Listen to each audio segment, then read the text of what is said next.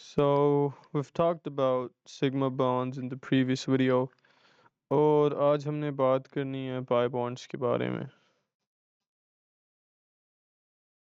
Wait, I need to zoom in a little. आज हमने बात करनी है pi bonds के बारे में. And पिछली वीडियो के अंदर हमने basically देखा था कि pi bonds जो होते हैं वो basically p orbitals बना रहे होते हैं. P orbitals, and you can kind of learn this in the way कि p for pi, ठीक है, letter p से pi शुरू होता है and letter p से p orbitals होते हैं. तो p for pi, p for p orbitals.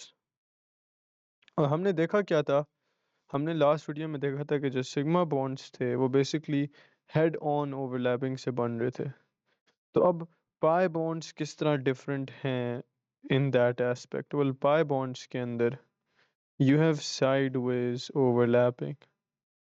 ठीक है, you have sideways overlapping of the orbitals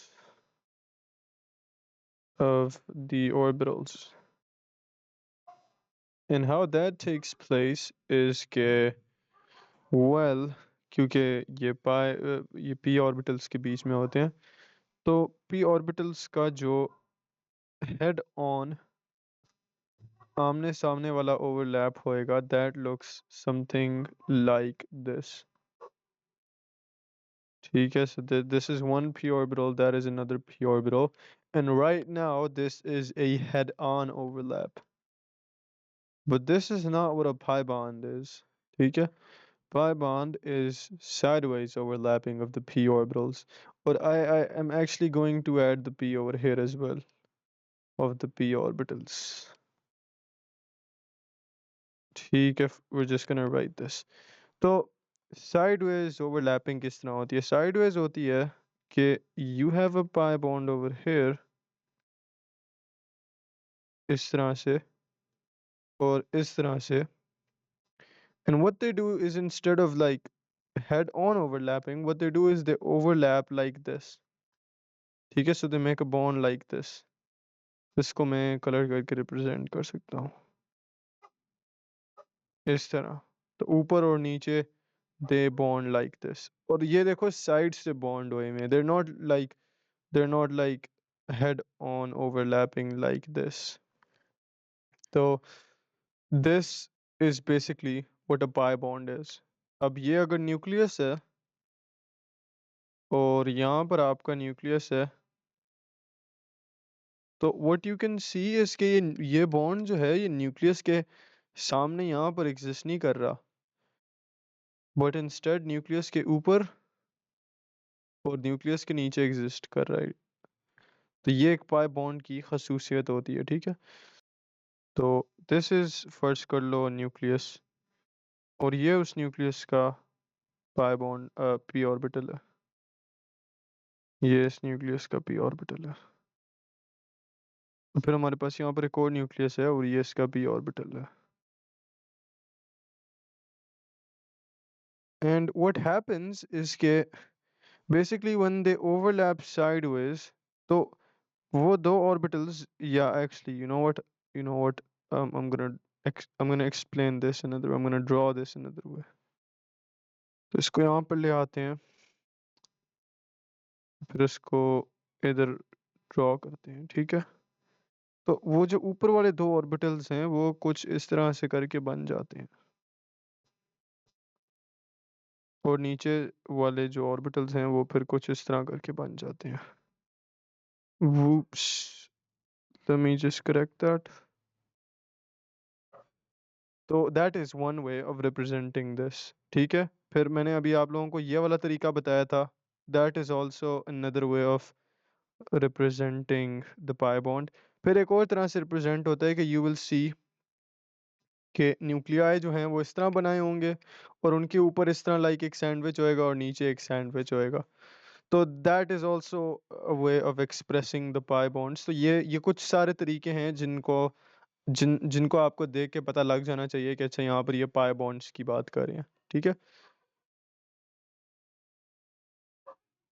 so that is essentially the idea of the pi bond कि वो जो है साइडवेज ओवरलैपिंग से बनता है, ना कि हेड ऑन ओवरलैपिंग से। That is the main idea. तो आपके पाई बॉन्ड्स की बेसिकली खसूसियत क्या है? उनकी खसूसियत ये है कि वो किधर होंगे, वो किधर प्रेजेंट होंगे, वो basically above and below the nucleus होते हैं, या न्यूक्लिया इन दिस केस, क्योंकि हम दो न्यूक्लियसेस की बात कर रहे हैं। ठीक है, so above the pi bond is located above and below the nuclei, और the nuclei are kind of like sandwiched in between the two pi bonds. उसके बाद you guys need to know कि जो पाई बॉन्ड है ना, that is less strong than the sigma bond। और less strong से मुराद ये है कि इसको तोड़ना आसान है। ठीक है, आपको कम एनर्जी लगानी पड़ेगी एक पाई बॉन्ड को तोड़ने में, और ज़्यादा एनर्जी लगानी पड़ेगी एक सिग्मा बॉन्ड को तोड़ने में। ठीक है, एंड एक कॉन्सेप्ट इमेजिन करो। मैं फिर से आपको यहाँ पर एक पाई बॉन्ड की डायग्राम बना के दिखा देता हूँ। आप क्या इमेजिन करो कि लेट्स सपोज ये एक पी ऑर्बिटल है, अगर इसको आप पकड़ के और अपनी तरफ खींचो तो क्या होगा?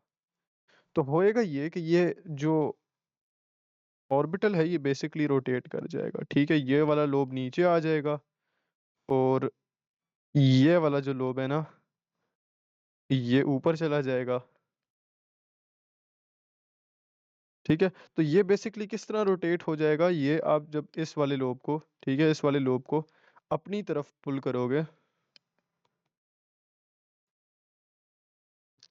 तो ये पूरी एक रोटेशन काट के, और ये वाला लोब जो है ना, ये वाला ये नीचे आ जाएगा और ये वाला लोब ऊपर चला जाएगा। ठीक है, तो ये पूरी रोटेशन काटेगा। अब फर्ज करो, अब फर्ज करो एक और सिचुएशन जिसके अंदर आपके पास यही पी ऑर्बिटल क्या करता है, साइडवेज ओवरलैपिंग कर लेता है और एक पाई बॉन्ड बना लेता है।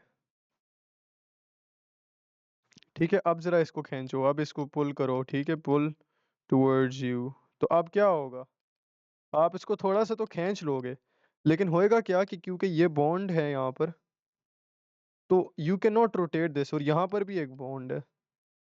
तो अब आप इस चीज़ को ऊपर और इस चीज़ को नीचे नहीं खींच सकते, तो आप इसको रोटेट नहीं करवा सकते। तो बेसिकली पाई बॉन्ड क्या करता है, पाई बॉन्ड रोटेशन को लिमिट कर देता है। और ये फैक्ट जो है ना, ये आपको काम आएगा आपकी ऑर्गेनिक केमिस्ट्री में, आई थिंक, जब आप पढ़े होंगे optical isomers, if I am not wrong, या isomers, I think they're called optical isomers, या कुछ इस तरह का पढ़े होंगे। तो basically the thing you need to take away over here is कि pi bonds limit the rotation। ठीक है, pi bonds limit the rotation।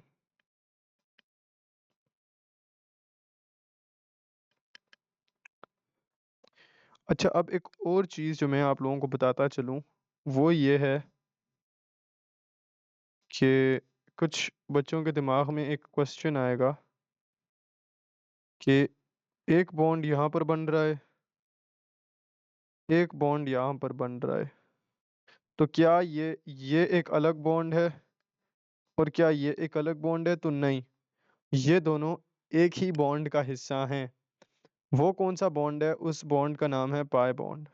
ठीक है, तो ऐसा नहीं होगा कि यहाँ पर दो इलेक्ट्रॉन्स हैं और यहाँ पर दो इलेक्ट्रॉन्स हैं, नहीं, इस तरह नहीं होएगा। होएगा किस तरह? होएगा इस तरह कि फर्ज कर लो यहाँ पर एक इलेक्ट्रॉन था इस ऑर्बिटल के पास, और यहाँ पर एक इलेक्ट्रॉन था इस ऑर्बिटल के पास, और हमें पता है कि the max electrons that can be present in an orbital are two. तो इसके अंदर एक और इलेक्ट्रॉन आने की गुंजाइश है, इसके अंदर भी एक और इलेक्ट्रॉन आने की गुंजाइश है। ठीक है, तो जब ऑर्बिटल्स ओवरलैप करते हैं, जब ऑर्बिटल्स ओवरलैप करते हैं,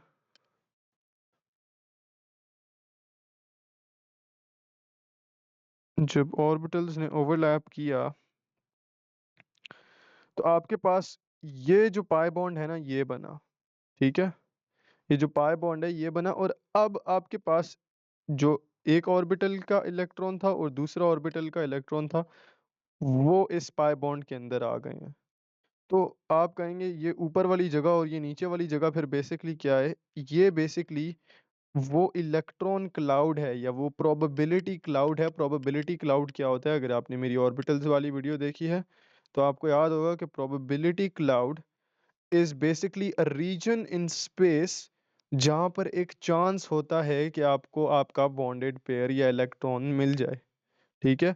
तो इस पूरी स्पेस के अंदर, इस पूरी स्पेस के अंदर और इस पूरी स्पेस के अंदर बेसिकली आपका चांस है इस बॉन्डेड पेयर को ढूंढने का, ठीक है?